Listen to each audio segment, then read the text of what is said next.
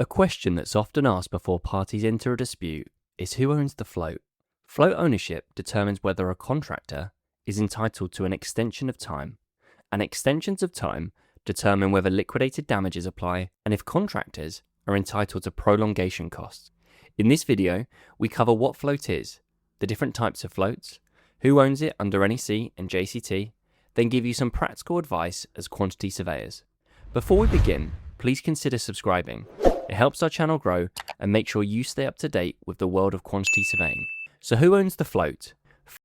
Float is spare time built into a construction contract. It's the buffer between when an activity is scheduled to finish and when it needs to finish before causing delay to the overall completion. There are 3 types of float you need to know about. 1.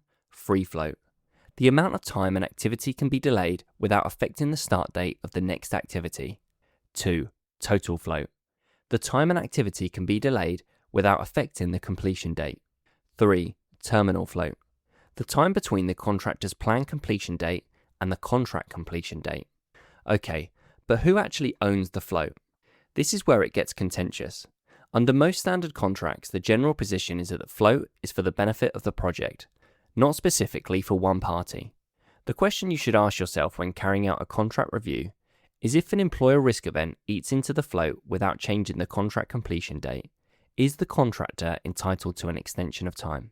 Under NEC, the position is clear. NEC 4 ECC assesses compensation events against the contractor's planned completion date, not the contract completion date.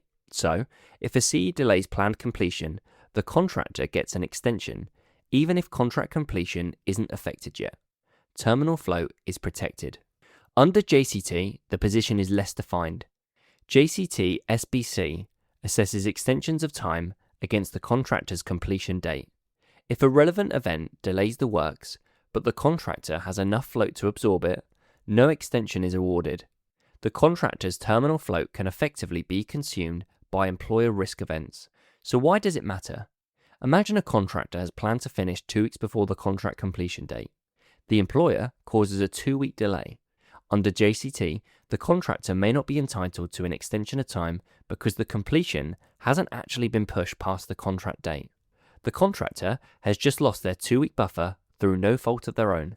Now imagine a contractor risk event follows this. However, this time, there's no float left. The contractor is delayed past the contract completion date, incurring additional prelims and potentially facing liquidated damages. They were only in that position because the employer consumed their contingency first. Here's some practical advice for quantity surveyors.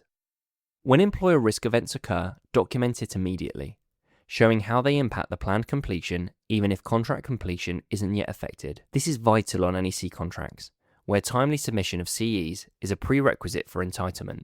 Under NEC 4, if you don't notify a compensation event within 8 weeks of becoming aware of it, you can lose your entitlement to changes in the prices, completion date, or key dates. On JCT projects, raise relevant events promptly and in writing. Even if an extension isn't immediately awarded, you're protecting your position for when float runs out. And when you're preparing a program, always understand the difference between your planned finish and your contract finish. Conclusion. Float isn't just a program illustration, it's a commercial asset.